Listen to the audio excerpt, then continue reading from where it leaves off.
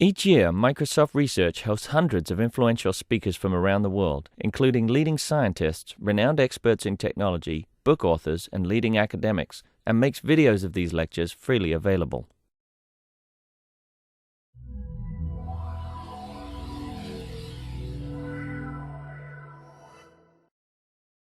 All right, hello. I'm pleased to welcome Chirag Shah to MSR.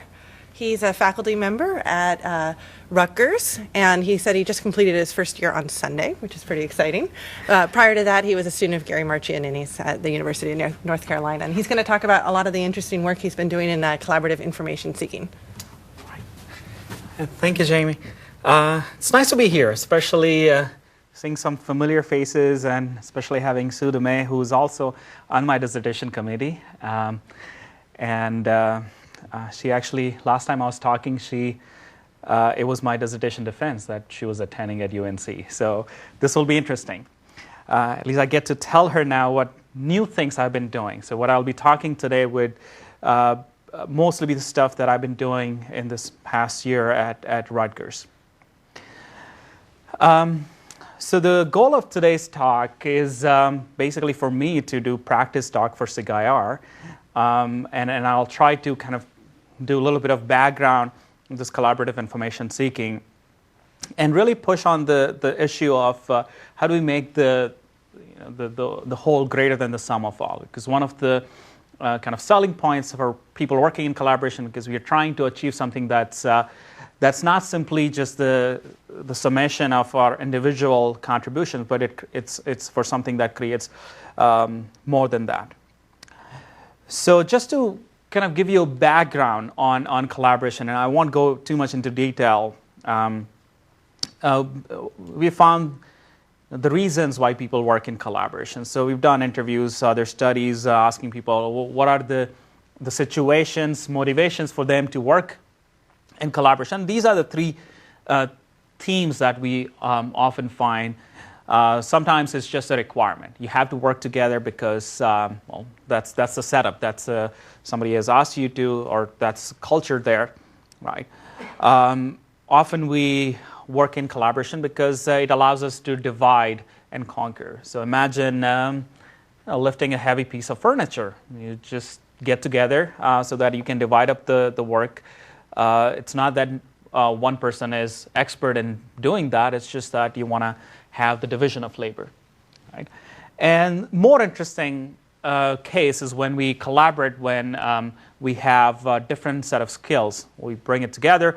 And this is the situation where often we end up creating something greater than just our individual contributions, the sum of individual contributions, right?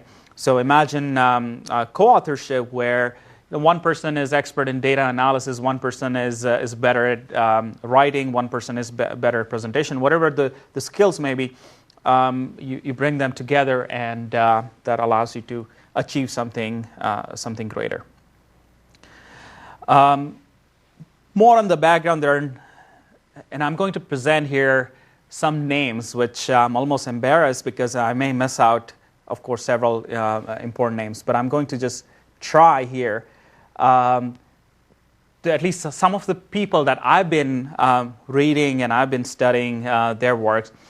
So right here at Microsoft, we have people like Rodin and Sue DeMay, and I've been reading a lot of their work from back in the 90s with collaboration with UW and Boeing, a lot of work on collaborative information retrieval.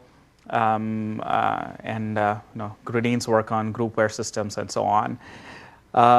More recently, Mary, I hope she at least get to see this talk later, and T-Van have been working on collaborative search, and so the systems like Search Together, Co-Search, and there are a number of them. So I'm just giving a couple of names here. People like Twidell Nichols have done work, once again, back in 90s, systems like Ariadne, which was an interface designed for co-browsing, for kind of a collaboration between a reference librarian and an information seeker. So they can go through this catalog or whatever the search systems they have together using that. Madhu Reddy and Jensen at Penn State been doing a lot of work on collaborative information behavior, especially in health setting. So they've been doing a lot of kind of field studies out in the medical field. Gene Golubchinsky and Jeremy Pickens at FXPAL, and I've actually had opportunity working with them during an internship. Actually, originally that internship was going to be with Ryan. Went to FXPAL that summer. And a lot of work on algorithmic mediation. So where the system is kind of a smart thing doing stuff behind the scene, which allows the participants to achieve something better than if they were just doing things themselves. So what started out as collaborative exploratory research. And so there are a bunch of things coming out of FXPAL. Then there are places in Europe. I can name a few. Foley and Smeaton at Dublin City University, working on synchronous collaboration, where people are sitting around a touch table. So the Diamond Touch is something that they have used a lot. Microsoft has Surface, so where people are working synchronously in the same time, same space. Right? Jonathan Foster at Sheffield, working on collaborative information behavior. He had a book came out a couple of years ago, edited. I wrote a chapter on it, but it was on collaborative information behavior, various aspects of it. Hansen Harvelin, I almost never can pronounce that name right, at Swedish Institute of Computational Studies. I think they've been doing a lot of work in collaborative information retrieval in work environments, so office environment, other work settings. Right. There have been a lot of interest lately in bringing people together to discuss various issues of collaboration, information seeking, information retrieval, exploratory search, whatever you call it, collaborative search. And so there have been a number of workshops. And so the workshops organized by Golubchinsky, Morris, and Pickens. There was one at JCDL a couple of years ago at CSCW. They're organizing another one at CIKM this year. Reddy, Jensen, and Twidell organized one at Group 2009. I organized one with Reddy and Twidell last ACM Group conference. And we are also working on another proposal for another workshop at ACES. So these are just, it's more than one a year on average. And that gives you an idea of how much interest there is on this topic, whether you call it, I call it collaborative information seeking, but it's collaborative information behavior, collaborative information retrieval. And we often at these workshops talk about the definitional issues and never really get anywhere. But the point is, a lot of the same people are interested in getting together, talking about these things. All right, so now I'll shift focus to my own work. Some of the things that I've done, as I mentioned at FXPAL with Golubchinsky and Pickens, I worked on algorithmic mediation, so where we developed this algorithm or sort of system that allowed us to combine inputs from two users, so inputs being their search queries, and kind of do the smart thing behind the scene, which then put back results in different formats for those two users. And what we're trying to do is cache on asymmetry, right? So we said, well, one user is expert in skimming the results fast, and one user is expert in creating better searches. Right? So we have had a couple of things along those lines. Then at UNC, I work with Gary Marcianini, and my dissertation was focused on the user-centric side, where we said, well, the system is there to support the collaboration, but the system is being passive. So it's entirely up to the users how they use the system and how they create collaboration and how they advance the collaboration. At Rutgers, I've been working on several things, and I'll talk about some of them today. One of them is creating information seeking process model, so ISP, which exists for that was proposed by Koltow for single user information seeking. So we've been looking at how we can extend models like ISP, and there are other models which are traditionally designed, implemented for single users, how we can extend them to collaboration. We've been doing a lot of system development as well. So we have a system called Coagmento. I'll describe that in a moment. And then we've done several lab studies to specifically focus on issues like awareness, communication, coordination, and affects or emotions in collaboration. Okay, so this talk, I want to talk about collaboration where you can have 1 plus 1 greater than 2. So this is kind of the whole greater than the sum of all, the notion of what we call synergy.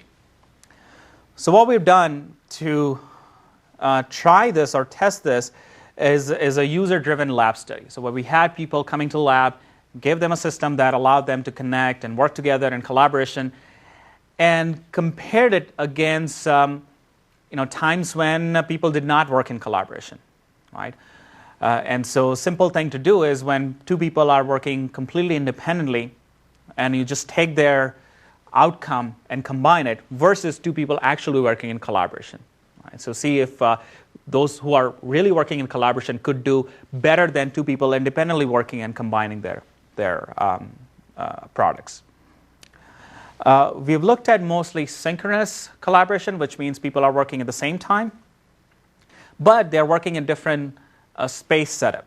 So I'll describe the scenarios where in some scenarios they were in the same space, in some scenario they're kind of remotely located. And we gave them a simulated work task. So we gave them a topic which was kind of exploratory search kind of a thing. And they had to not only find information, so this wasn't just information retrieval or searching, but they had to use the found information to create a report, so synthesize something. Okay, so this was I'm going to describe the setup. We recruited 70 participants at Rutgers. 10 of them work individually. So this was kind of the baseline, to create a baseline. And then we had the rest of the 60 sign up as pairs. Right? So there are 30 pairs. One of the requirements was that those pairs were not just random. They had to have worked together before. Right? So when we put out the recruitment call, we asked subjects to sign up in pairs. Right? And they had to specify what they had done together or what they are doing together. So it wasn't as simple as, okay, well, you're my roommate, let's sign up, or I happen to know you through my class and let's sign up. They actually had to show that they had done something together. This was to ensure that they were comfortable working with each other in that collaboration. And also in many cases we found it was useful because they knew each other's working method. Right? And this is something that you would probably expect in a national setting too, that you wouldn't just get together with some random person and start working on some task. You would probably know a little bit more about that person before you jump into that collaboration. All right, so we had several conditions. The first condition, say single user, one person, one computer. Right. Then the second condition wasn't really a condition, but what we did said, okay, well, if you want to evaluate this synergy, right? Imagine these people who work individually, you create artificial teams, right? So you take any two people and combine their stuff, right? So we created this, what we call artificial teams. These are not real teams. They did not have any interactions. They were just individual users. We just picked two randomly and combine them. So we came up with 245 artificial pairs, different ways of combining those 10 users. So these are not really collaboration, but just another baseline for collaboration. Then the third condition, we had two individuals at the same machine. Right? So this also we thought was an interesting condition to have because often this happens, right? When two people working, but they're sitting at the same desktop. So we had 10 pairs doing that. Then the fourth condition, we had two people at their own machines, but they were sitting in the same room. And finally, we had people, those two people in the pair sitting in different rooms. So this is just a schematic. They actually did not, I mean, it seems like there was a cubicle, but they were actually in different rooms where they couldn't see or hear each other. Right? And so this was to simulate remotely located pair. So we had 10 there as well. Now, we gave them this system called Coagmento that we've developed. It's essentially an extension in Firefox browser. And here I'm kind of showing the zoomed out parts of it. So this is the toolbar here, as you see. It's got a few buttons that help one collect stuff. So you can, if you're on a web page, you can bookmark something. You can highlight a text and collect a snippet. There's also a collaborative editor that we integrated. It's more like Google Docs, where you can, in real time, see what the other person is even typing and put your own text. And then there was a sidebar where there's a chat window, so you can chat with each other.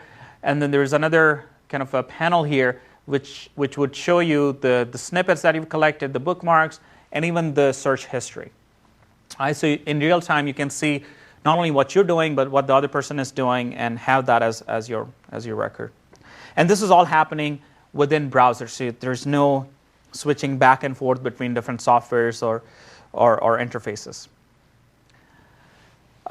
This was our session, typical session. People came, just fill in the consent form. We showed them how to use the system. There was a pre-task questionnaire.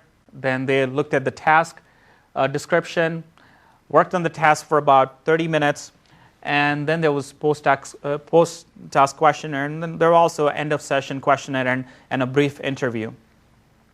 So I'm not going to talk about all of that. I'll mostly talk about the data that we collected through logging. The task was, as I said, it was a simulated work task. So we kind of created a situation for them. Imagine you are working for this newspaper organization, and you have to collect and create a report on this kind of thing. The topic was on Gulf oil spill. Now, last summer, early fall, this was still a big topic and quite relevant. It may not seem like a big deal now, but we did a lot of pilot testing and figured this task was very reasonable, that it wasn't that easy. There was a lot of stuff out there, and we wanted to have something that was kind of recall-oriented, exploratory search kind of thing with multi aspects or facets. Right? So we just chose this task, which was quite relevant and interesting back then. Right? And the objective was to collect snippets. Right? So they could go search, do whatever they want to do online, and whenever they find some interesting information or relevant information on the task, collect snippets and use those snippets to compile a report. So that was their task. Okay, we collected all kind of data. So we recorded all the activities they did at those computers, all the web pages they visited, all the searches they did, snippets collected, bookmarks, their chat, and so all the logging that you can imagine. Then, of course, there are questionnaires, right, and interviews at the end. But we also captured their screen video. So we have videos of everything. We can see everything that they did. In addition to that, we captured their own video. So we had webcams sitting there capturing the participants themselves. And I'm not going to actually describe what we are doing with it, but one of the things we are planning on doing with it is extract their emotions throughout the session. And we have certain tools that allow us to do that automatically with fairly good reliability. For single users, we also had eye tracker. So we couldn't do that with both the users because we have only one eye tracker. But we thought, why not? So for single users, we also have eye tracking data. All right. So how do we use all this data? So I'm going to show the big picture of our evaluation. I'll try my best not to get lost in this and describe, because every time I talk about this, it's hard. Anyway, so all the web pages that they visited, all the 70 people, whether they were in pair or not, put them all together, that was our universe. Okay, because ideally your universe is the web, because they were allowed to go anywhere on the web, and right. But of course, then that would be hard to do any evaluation on. So we created this artificial universe based on everything that everyone visited. Right? Of that universe, anything, any web page that was bookmarked or any web page from where they collected a snippet was considered relevant. Okay? So that was our relevant universe. Now, T here represents a team or participant. Right?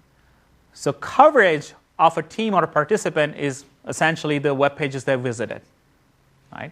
Which will be a subset of this larger universe.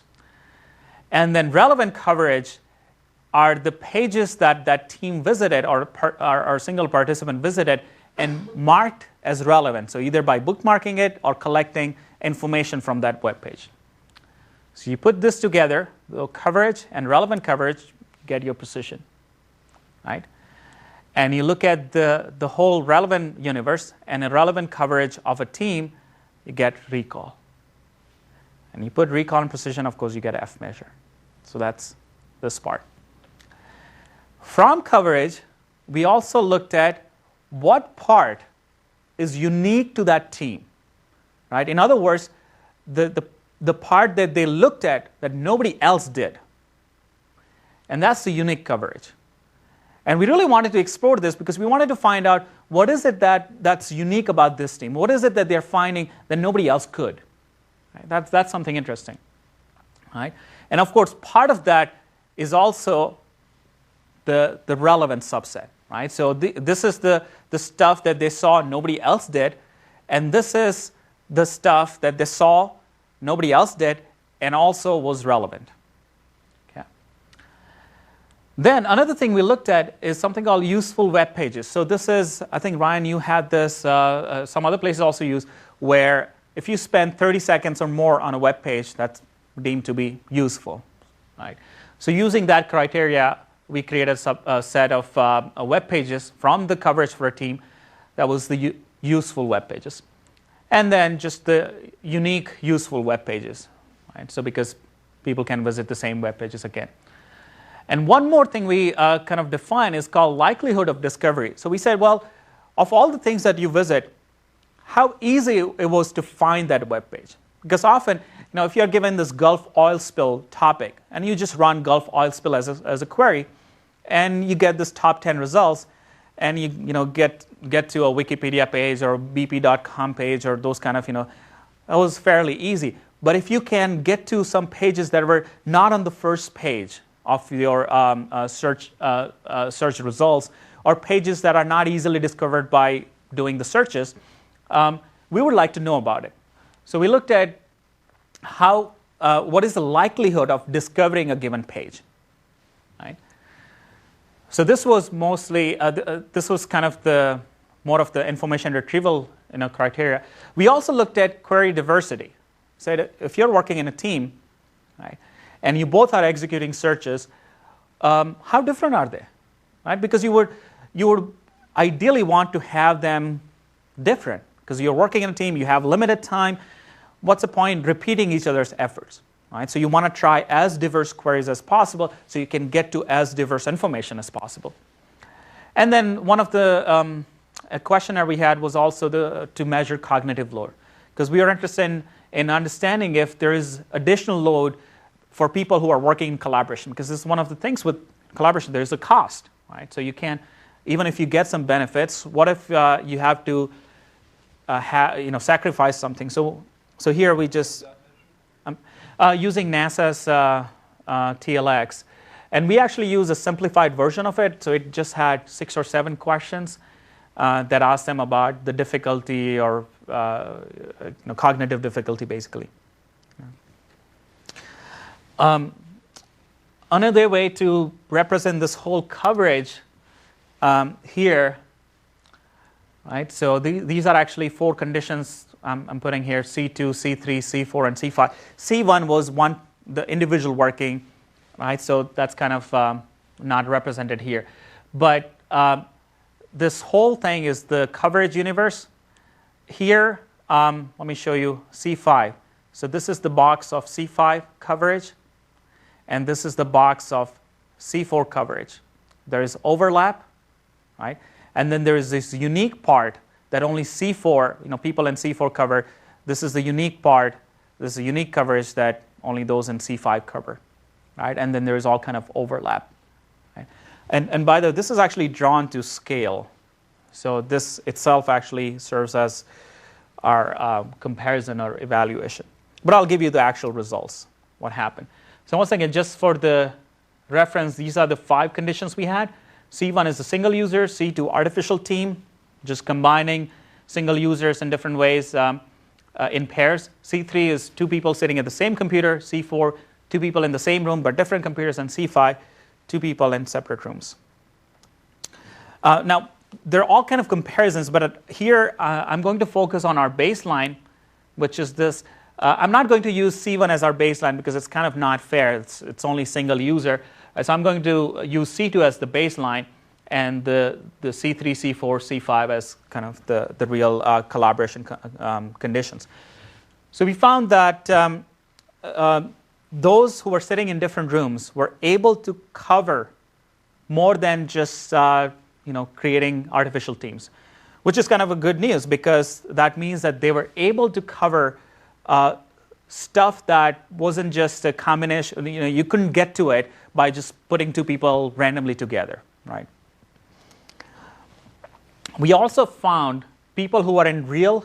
Yes. So you said you couldn't get to it by putting 2 people together randomly, but you didn't do that. You paired 2 people randomly. You didn't sort of experiment and let them interact. Right. So this is not as same as putting, I guess, 2 random people together, right? So this is 2 people who work individually, independently. Yes. Right. And then for all the other conditions, did the people know each other? Yes. Yeah. Right. Okay. And except the C1 because it was just a single user, right? So for C3, C4, C5, and we randomly assigned them to this condition. So when they came to lab, they didn't know how we're gonna put them, right? So C4 and C5, which are real collaborations, C4 being in the same room, C5 remotely located, they did better in terms of finding useful pages. And we look at the unique useful pages. C5 did better. So now you can see C4 is eliminated. That means C4 had more of the overlap between 2 participants. So when we just look at the unique web pages, useful web pages, C4 was taken out, and the only difference was found between C2 and C5. Right? Likelihood of discovery, we found that people who were remotely collaborating got to more difficult pages. Right? So they did better than just the baseline. And query diversity, and this is interesting. Here, both C2 and C4, so C2 being the artificial condition, C4 being people sitting in the same, this is a real collaboration. They did worse than remote collaboration. Okay? Right? So in other words, those who were remotely located were able to have more diversity in their searches, were able to have more coverage, and were able to have more useful pages that they found as compared to the baseline, the artificial condition, but even compared to those who were in real collaboration but sitting in the same space. Presumably they have a more shared understanding. Right, so this is... Diversity isn't necessarily a good thing. Right. And so what we find, and what I'm not reporting here, when we look at precision, we find those in C3 actually do the best. Right? So those who are in C3, they have 1 computer. They only have 1 computer. Right? So which is, obviously they can cover as much as those who have their separate computers. But if you look at their precision, that's the highest and significantly better than the rest of the conditions, because anything that they were seeing were going through 2 sets of eyes. Right? So before they marked something as useful, both had to agree. Right? And so yes, if you are after higher quality or higher percentage, higher precision, then both people looking at it is better. Now the thing is, you could do that in other conditions too. Right? So we provided them tools with tools where they can share things and have each other comment on things, but they didn't do it. They hardly did it. They just trusted each other that if you found something useful, it's got to be useful, and I'm going to go find my own useful things. Right? So when they were forced to look at each other's stuff, which was the C3 condition, they did better in those things. So yeah, you're right. Diversity is not always a good thing, or not always desired thing. And we didn't find any difference as far as cognitive load goes. So this was kind of a good thing, that just by putting them into this collaboration, they did not report, and this is of course self-report, they did not report to have any additional cognitive load compared to those who are working just as a single users. It was reported at the end of the study? End of the task, yes. And so this is a very crude way of combining all the conditions, all the measures, but just kind of give a general sense of how every condition did. So this is actually, as I say, not the right baseline to compare because it's just single user. This is 2 people sitting at the same machine, right? And so for the things that I described before, they did not do as well. Right? But of course, as I said, if you look at precision and the quality of the results, and this is another thing that we haven't done, we haven't really dug deeper into it for qualitative studies to see what kind of information they found. We just looked at their self-reporting, right? So they did not do that well. Artificially combining 2 people as a collaboration did better in terms of getting the coverage compared to C3. But of course, real teams did even better. Especially, so the interesting thing is, if you look at C4 and C5, people who are remotely located, they did better than people who are in the same room. And we asked them in the interviews, and often those who were in the same room found themselves to be a little distracted because they were constantly talking. And we analyzed some of the videos and audio too, that often they were talking about things that had nothing to do with the task, because it was easy to talk to each other. Right? Versus people who are sitting in different rooms, they had to type in the chat window to be able to communicate with each other. Yes. Oh, this is just a combination of their mean. I'm sorry, there is no real kind of a scale here. This is just combining their mean, and I'll be happy to share the actual paper. I mean, we're not putting this graph in it because it's highly non-technical graph. But this is just to kind of give an idea of, if you put all these things together, if you just look at their means and put it together, this is kind of a rough comparison we get. Were those on the last page there, those are the things that you're averaging over on the next? Yeah. So this kind of, these are dominated by, having more coverage and having... Yeah, exactly. So as I said, I'm not reporting, precision here. Right? Why not? Why omit the precision measure? Or? So, I mean, as I said, this is kind of, to see if this was actually coverage focused. So the task itself was recall oriented, right? And so, as far as precision goes, if we really wanted to measure, we should really see the actual quality of those the information snippets collected, right? Which we haven't done. So, self-reporting precision, we found that C3 is doing better. But who knows, they both happen to agree on something that is bad, right? So here we are assuming that 2 people who agree on something, that it's good, but maybe it's actually bad. So we need to really look at it.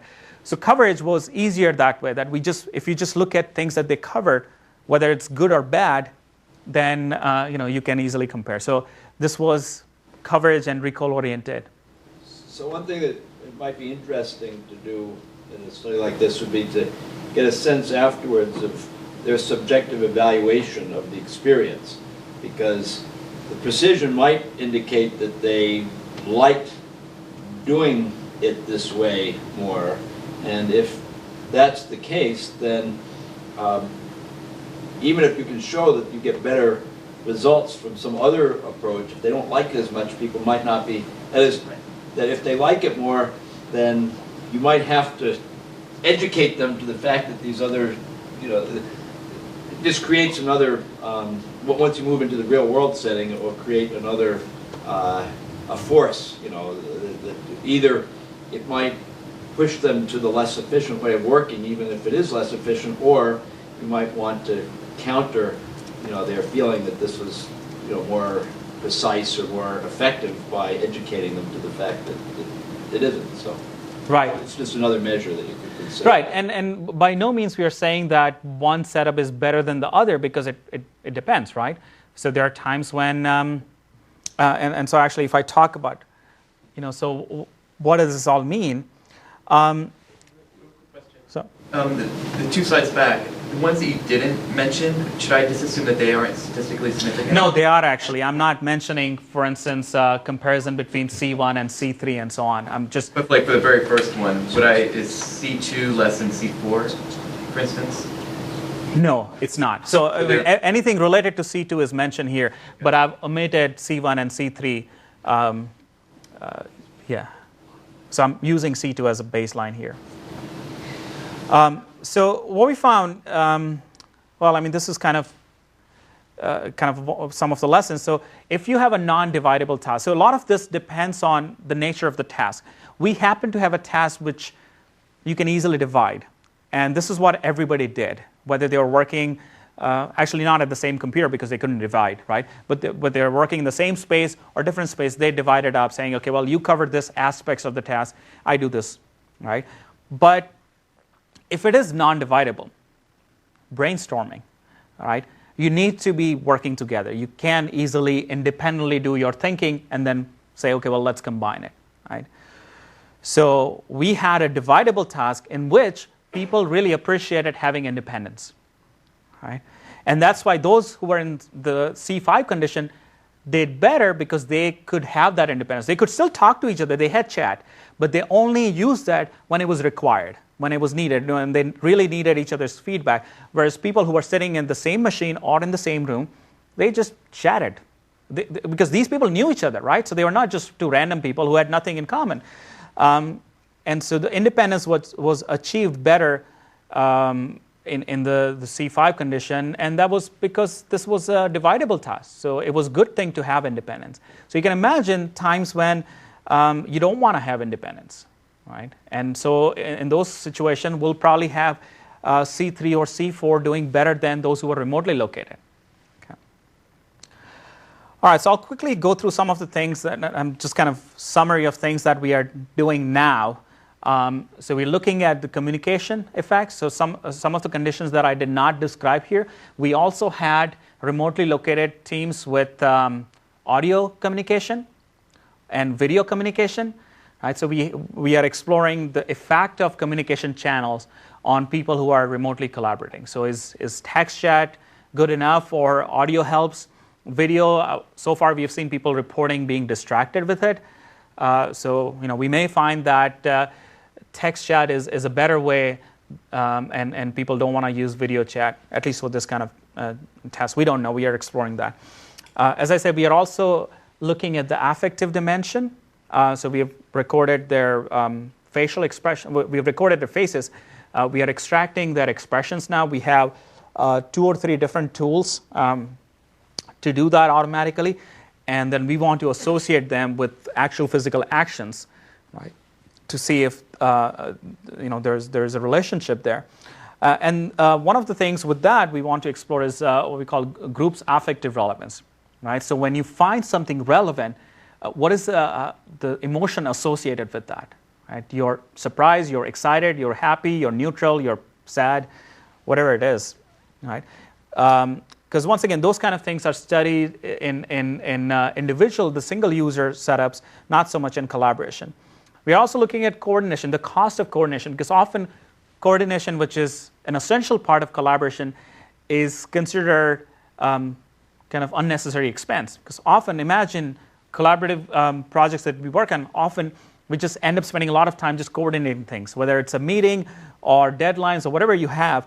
And so a good effective system should minimize the coordination cost, right? So how do we create better designs using that? So we're looking at coordination costs in collaboration. We're also looking at roles that emerge in this kind of collaboration. So people who came to our studies, they came from the same kind of background, right? So they didn't know what kind of things we were going to ask them to do. So there were no predefined roles. Right? We gave them the task, and the roles just emerged. Somebody came up as a leader, somebody as follower, and so on. So we've talked about this asymmetric roles in the past, as I said, my work with Jean Golovchinsky and Jeremy Pickens. But we're looking at now what happened in this more of the naturalistic setting, how those roles emerged. And one other thing, a condition that we've run, which I think is very interesting, is asynchronous collaboration, where we still had pairs, but we brought them to the lab, gave them the task, they figured out what they want to do with the task, have one person work, other person leave the lab, other person come back to continue on the task, right? So this is often, this is how we often collaborate, where we're not necessarily working in the same time. There's a lot of asynchronous things happening. And one interesting thing we've found so far is the way they divide work. So when it is synchronous collaboration, the division happens around the aspects of the topic. So they say, okay, well, you covered this aspects, I do this. For asynchronous, we found the division happens around the process of the task. So they say, all right, I'm going first, so I'm going to do the research. You're going next, you do the writing. Okay. So I think that's very interesting. So we are doing more analysis with these two things. There are also a couple of studies that are going on right now. One of the things we're doing, this is one good things about, I'm sorry, you had a question? Okay. So one of the good things about being a faculty, I can use my students to and analyze their data. So the students in my human information behavior class, they have to kind of keep this diary and journal every week. They make an entry. And one of the things I asked them to do, they are required to work in this group project to report certain aspects of their group project every week. So they did this for several weeks, and we have this amazing, rich data, their diaries that are going to analyze. And we just this week we deployed our system Coagmento in a high school where the seniors are doing this month-long collaborative project. This is their final month of their high school. They are very excited to get out and do stuff. And teachers have a hard time keeping them engaged. They've already done their AP exams. And so we think this will be really wonderful. They're just signing up. They are starting to use our system to do their collaboration. We're going to track all the things they do. Teachers are also excited because this will allow them to monitor the process and not just the final product. Because often what happens in this kind of things, they just see the final product that was submitted. But this way they will be able to see the process, what searches they are doing, where they are going, where they're collecting information from, who's doing what. And so we believe this has big implications in education, especially, where we're not just interested in the final product, but also the process. So this is just a snapshot of the latest Coagmento that we have. It's got, and I don't have, I guess, time to go over all these things, but there's this elaborate toolbar, there's sidebar with all kind of tools here.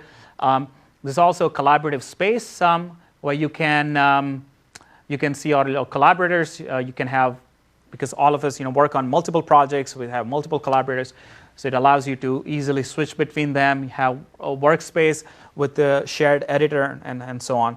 So this is the version this high school kids are using. We've also developed an Android app, which this is just some of the screenshots of that, because a lot of things that you can do on mobile devices are kind of hard to do on computers. So one example is if you're out somewhere and you see something that you think is interesting, like Jonathan was just earlier showing me a graphics that I think is really interesting. I could have taken a picture of that with my phone and just push it into an existing project or a new project. So those kind of things you don't really think about doing with even with your laptop, right? So for those reasons, we're working on developing this app. Currently, Coagmento is available for Firefox only, PC, Mac, whatever, but we're working on developing it for other browsers. The app for other devices, so this is actually the cigar paper. I'm using this as my practice doc. And you can explore more. We have our group's website, the Cogmento website, and these are the stars of our collaborative information seeking group. So, thank you. All right. Yes. Your results would generalize beyond just 2 people? Because it seems like when you have, let's say, 5 people working together, that the usefulness of having more people is going to saturate earlier versus when you have 5 people working independently. Right. Do you think that's it? That's totally right. We haven't tested things with more than 2 people because 2 is the smallest group you can have and least expensive. But we've talked to people, asking them about their experience with working in groups and what's a reasonable group. And we're not the first one to do this. People have done studies, interviews, and whatnot. 3 to 5 is maximum you want to go. Beyond that, it becomes too much of a cost to keep up with the group. And so what I think would happen is there'll be additional cognitive load, coordination costs, and those kind of things would just increase to a point where there's a point of diminishing return. And so one thing we're thinking, and I don't know if you'll be able to do that, is having testing on different group sizes. But as you can imagine, it's you need to have a lot of data. You need to have certain groups with size 2, certain number of groups with size 3 and 4 and 5. Well, if you can make the tasks asynchronous, you might be able to go to Mechanical Turk. And to experiment. I'm not sure if you guys do that, but right. Well, we do that. I guess we haven't done it for collaboration. Well, we are hoping that in this high school study that we're doing, there will be different group sizes, but it's probably going to be 2 to 3. I don't think I've talked to the teachers, and they typically don't have groups of size 5, and they have 20 to 30 students in a class, and so, but we may see groups of size 3.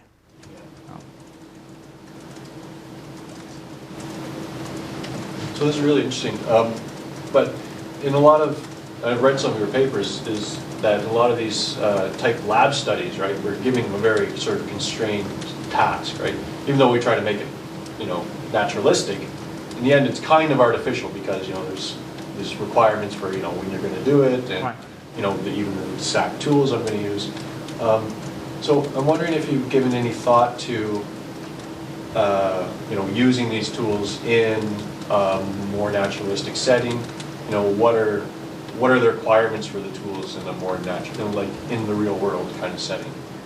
Right. Yeah. Absolutely. So one of the biggest limitations of lab study is the time. We cannot have any good collaborative project happens over many sessions, and over every session is probably going to be longer than half an hour. And so this is one of the biggest constraints of having lab study. And when we talk to people or when they give feedback, they often report this because they want to continue working on it, and we have to interrupt and say, okay, we'll finish it up. You got 5 more minutes, and then you're done. We've tried overcoming this. One way but it's not easy, as you can imagine. One thing I've done in the past, actually, the work I did for my dissertation, is have 2 sessions, right? So people come to the lab, they have one session, give them a task, they work on it, and they come back a week or 2 later and continue on that task. Right? So this is to kind of simulate multi-session. But once again, you can say, well, 2 sessions are not enough. You got to have more sessions. You're right. We've also deployed this and out in the field and let people download thing and use it whenever they want to do it. But then we end up getting very sparse data, right? Because very few people use it in a way that gives us meaningful data over a period of time. Some people use it once in a while. Some people don't have collaborators. They just end up using just by themselves, which is great, right? But we don't get the collaborative data. And then some people use it for a little bit and then drop out and so on. So we are hoping this study that we are just starting at the high school will give us something in the middle where it's not completely open out there that, okay, well, anyone can download, do anything, right? And it's also not in the lab. So these people, these students, would at least, for this 1 month, which is not that long a period, but it's definitely better than a couple of lab sessions. We'll see how that works out. And then we're hoping to deploy this to more of the kind of a serious settings like research groups. Right? So this, this study will also have limitation. It's an education setting. These are high school students. They have certain profile that may not fit in generalized setting, right? But we're hoping this will be better than just the lab study. We have little control over. I mean, that's one of the bad things about having this out. We don't have control over this. What they do, how they work. We can't monitor them as much as we can in the lab. So, but yeah, at least they will be able to use it wherever, however they please. So they have installed this on their school computers. They also have it accessed at home, and we're curious to see how they work out. Sort of related to that, can you comment sort of qualitatively how you use Coagmento? Do you tend to use it for projects with other people, or on your own, or for fixed projects, or for kind of ongoing things? So I've used it for, and this is actually good, practice what you preach, right? I've used it for both personal and research projects. So my wife and I use it for wedding planning. It's kind of very interesting. And actually, there are times when, so let me give you an example where this kind of things is useful. So we've been, whatever, like a couple of years ago, when looking for, potential places for wedding, and we were somewhere in North Carolina mountains, and we were just there for like camping or whatever, and we realized, hey, wasn't like some place we were searching for was around here, right? And we couldn't remember what it was. So now I had an iPhone, I pulled it out, but I couldn't remember that website that we had found. So I logged into Coagmento, and it had that search that we had done, right? And so with that, we were able to then look at, so this kind of thing, because it records your browsing history, which is very helpful. But that's sort of a long-lived asynchronous. Right. Where you have mutual many things probably interlinking. Right. For research, we're using it for, actually currently we're using for a research project which has 2 master's students, a PhD student, and myself, and we're doing this kind of study to understand how people use social media for education and so on. And so we're using this as a way to bring all our stuff together and share it. Now, most times we're not working synchronously. And this is the thing with, we do lab studies synchronously because it's convenient. But we know that most times this is not how collaborative projects work. Even if you're working synchronously, it will probably be a small part of your entire collaboration. And so we are able to use this tool to help us organize our bibliography, to get stuff from the interviews or whatever things that we are doing into one space. And it keeps track of our processes, which is very important. Yes? I wonder, was there anything in the instructions that asked them to look for a diversity of sources? I mean, what would ultimately stop them from looking at the BP site and Wikipedia and to look for 3rd, 4th, 10th? Right. So we did not instruct them anything. So only instructions they had: collect as much information as you can and create a good report. We also had prizes for them. So I said, well, the best team will get $100. The second team will get $50, something like that, or iPod. I can't remember. Right. So. The score. Right. And so this part was, to be honest, we also didn't know how exactly we would evaluate this part, right? So we just told them, create good report, find good information, however you think is good, however you define good. So we did not restrict them to anything, or we did not encourage them to go beyond the first search page or look for more diverse information. This was just left up to them. Now, I'm not sure if for this high school study, if the teachers have more specific criteria. They might, right? So the students are supposed to work together for a month and create a report in certain formats. So I'm assuming they will have more of those criteria than we had for our lab study. We wanted to keep it a little simple because they only had half an hour to do this whole thing.